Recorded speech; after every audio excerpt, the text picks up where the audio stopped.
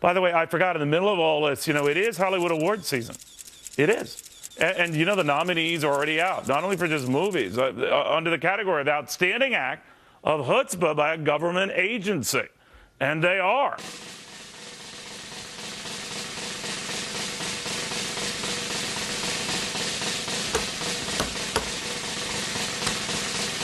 Took a sweet time, didn't you, Dion? Chef of the future. Okay, thank you. The Justice Department for wrangling Rosen, the entire Health and Human Services Administration for it will make you sick, and the Internal Revenue Service for we will make you pay. Think about that. Now, instead of having that beautiful actress bringing out the envelope to me, we had Dion, but again, we cut costs here, and we were well worth it, Dion.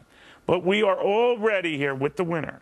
In this envelope, I have the name of the Chutzpah Government Agency Award right here. And I'm going to share it with you in 90 seconds. I am so nervous.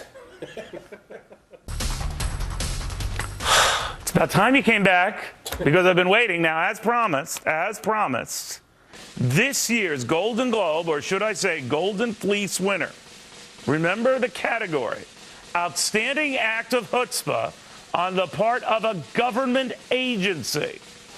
And remember our three glorious nominees, all connected by their unbounding determination to, well, pretty much harass anybody and everybody. Again, they are the Justice Department, the entire Health and Human Services Administration, and, of course, a perennial nominee, the IRS. Okay. And here, the winner. Oh, my gosh. The IRS!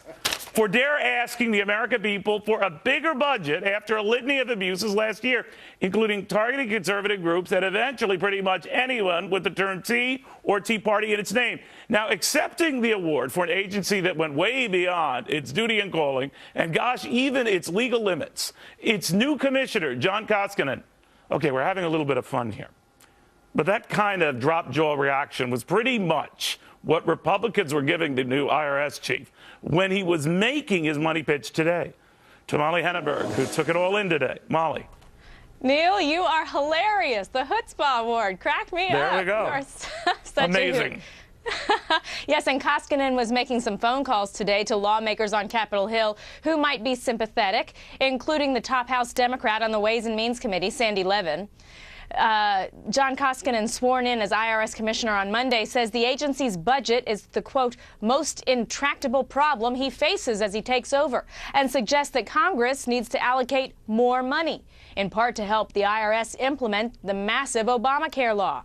Now, remember, this is the same IRS, albeit not led by Koskinen at the time in 2010, that used $60,000 of taxpayer money to make a Star Trek parody training video and a Cupid Shuffle training video. Now, Republican strategists, still stung by the IRS's targeting of conservative groups for extra scrutiny, say the $11.2 billion budgeted for the IRS will have to do. With a tighter budget and larger scrutiny and oversight by Congress, it's going to be very difficult for the IRS to start going after, in a recreational fashion, conservative organizations. Democrats, including Congressman Levin, say they want to hear Koskinen out. If he needs more funds and has good plans, we should consider it. To reject it out of hand is a mistake. President Obama has requested $12.9 billion for the IRS, but again, Neil, that's up to members of Congress to decide. Thank you, kiddo. Molly Henneberg in Washington. Well, Money Watcher Larry Glazer says the IRS shouldn't be getting another dime, shouldn't even be requesting it. So it is under that chutzpah category, but ask away they did. What do you think? Chutzpah is right. Look, Neil, by their own admission, this is an agency that it's in complete disarray. That's why they have a new commissioner.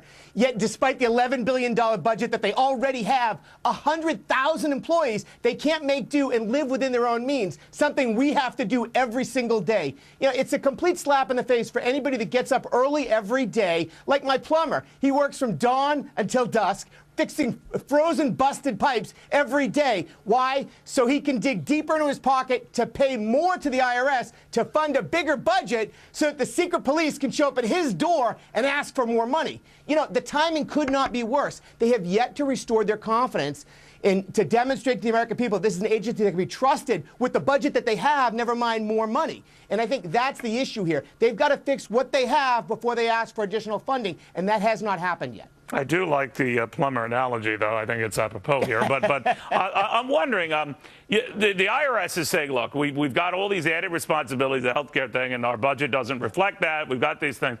I'm just saying, before we give you these added responsibilities and money that comes with them, you have to prove that you've corrected some of the abuses that came with the prior responsibilities, because Exactly. you don't seem to be exactly doing a great job on that. No, that's right. The scandals are still out there, and we still haven't had any resolution on the scandals. What's particularly alarming here, Neil, is the fact that we listened to the new commissioner, and he says in almost a cavalier fashion how easy it is to raise $4 to $5 of additional revenue for every dollar of additional funding he gets. What he's really saying is it's easy to raise taxes on the American people if you're the IRS. That is very frightening. That is the symptom of bigger government growing and broadening its powers, and that's what we live in fear of every day. You know, it always comes at a time, too. Remember when the Securities and Exchange Commission said we needed more cops on the beat to find these guys, these bad guys? Well, all the extra cops on the beat apparently never found Bernie Madoff, never found a lot of these other Ponzi schemers. So it's sometimes not a matter of more cops on the beat, but smarter cops and, dare I say, more ethical cops. So I always think we want the money first and we'll see the results later. We don't. We don't. Right. Well, it's like a show me story. Give me the money and I'll show you the results. Look, this is not a private company where you're giving them funding and you're seeing profits and results and it's helping grow the economy. It's actually the different.